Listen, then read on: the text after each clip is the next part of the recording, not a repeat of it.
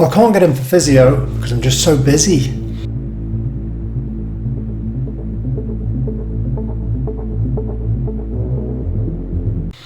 Well, I hear this a lot. In fact, this is an interesting thing. There's definitely more of a culture that seems to be developing over time where that work sort of life sort of line, if you like, has sort of been blurred.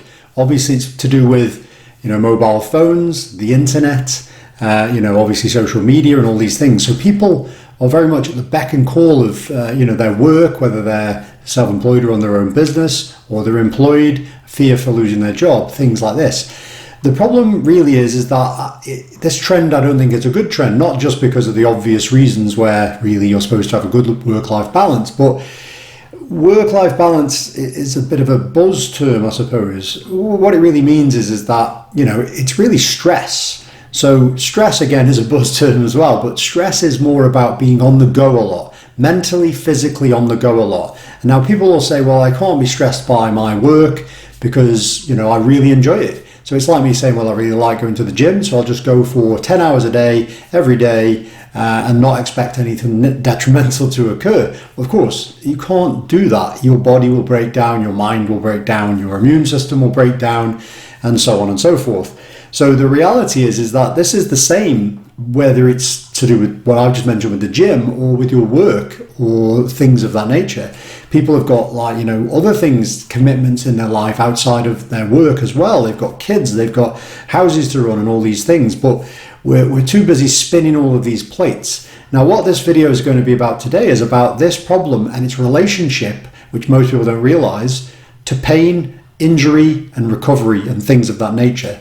Now, the amount of people I see who come in, say, with a chronic pain syndrome, so whether it be fibromyalgia or something to that end, they are doers. These people just can't stop. They are, I've got to do that. I need to do this. I need to do that. The problem is that need word, got word, is a pressure word. Really, none of these things have got to be done. And the problem is that pressure on doing stuff and never stopping and giving your body time for a break, time to relax, time to bring that cortisol and adrenaline levels down so your body can be running optimally.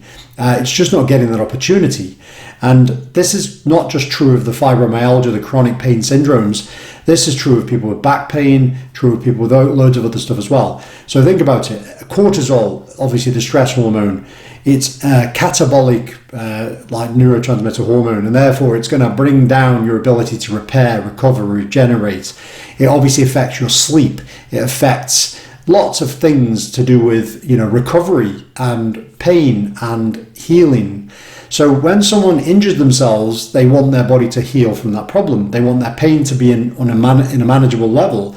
The problem is that if you're constantly on the go all the time, constantly working, constantly spinning all of these plates, then you're going to get a lot more pain. Pain is definitely affected by stress, by on-the-go-ness. So what people don't realize is pain is a fight or flight system-driven protective reflex response. It's a warning signal. The higher your stress, the more on the go you are, the more you don't give yourself time to come down with that adrenaline, down with that cortisol, the more pain levels people will experience for the same type of problem. And that's why we see these studies of people where we scan people with no pain and we find loads wrong with them.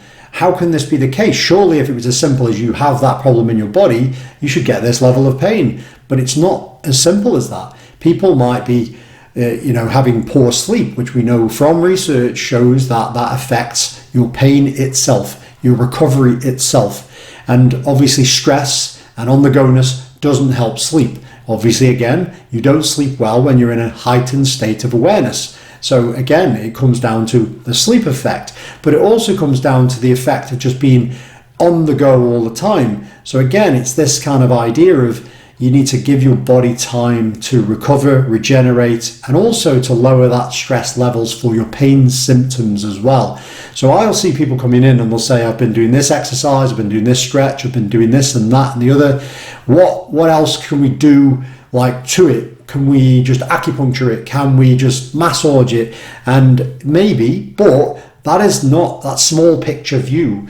really a lot of people need to start looking at the bigger picture of their lifestyle. If their lifestyle is they're working 7 days a week, working 10-hour days, whether it be physical, manual or sedentary, doesn't matter too much.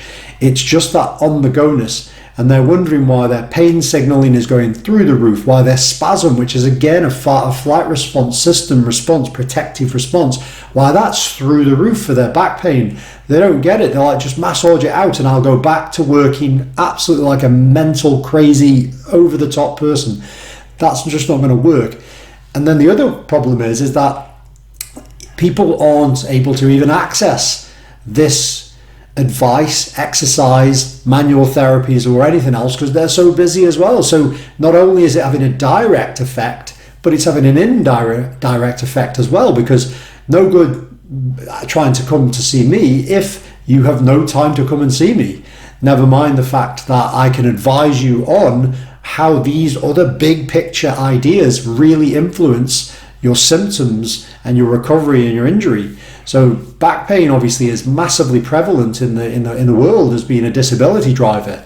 What we know of back pain is most back pain is non-specific, meaning it has no discernible objective cause. It's often down to your lifestyle, down to your stress, down to your sleep, down to your on-the-go-ness. So when people come in, I'll start talking about the effect of being on the go a lot, stressed a lot, burning the candle at both ends a lot, not sleeping well. And they'll look at me like I've gone crazy because they'll think, well, you're a physio, surely you should just be doing some stuff to me.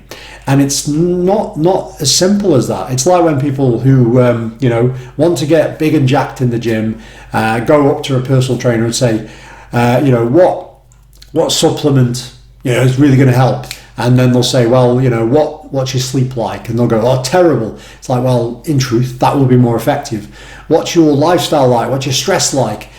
Stress is going to have a negative effect. In America, in collegiate athletes, if they're in exam times, stress times, they pare back all of their training just because they know they're not going to get that anabolism. They're not going to get that triggering response. They're more likely to get injured. They're more likely to get ill. And all of these things. Lots of autoimmune stuff occurs as well, in general as well, with regards to things that I see.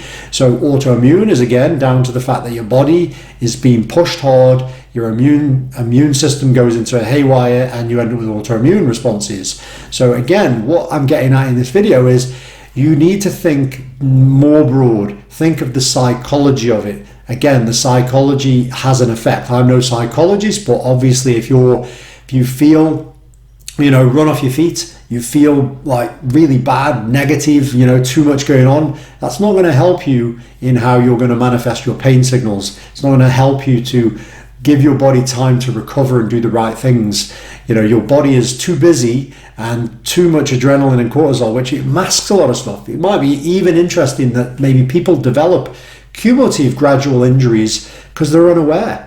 They basically are so on the go that they never ever get the opportunity to realize, I was feeling tight there and I just didn't realize it, or I was feeling something there and it was an early warning sign but I didn't realize it. So they just keep pushing until their body breaks, never mind mental break or anything else. So at the end of the day, these things are really important, and most people neglect this part. They look at the physical, the biomechanical, not the biopsychosocial, not the lifestyle stuff. Like anything in life, lifestyle is probably the biggest factor of lots and lots and lots of things. And it's the same within injury, within pain, and all of the rest of it. So I thought I'd just do a video because this is something to which many people don't even have a real idea of. They think it's just, what can I do for them? But no, it's also what can they do for themselves? How can they change their approach to life, making sure their balance is there, making sure their stress is kept down at various times rather than always elevated. And that will encourage their body to go back to equilibrium, which is recovery, pain sensitivities drop, spasm levels drop, movement starts to improve, everything starts to come together, sleep improves, which helps recovery, which helps pain, and so on and so on. So anyway, I'll leave that one here. So that's it for this video, and I'll see you next time.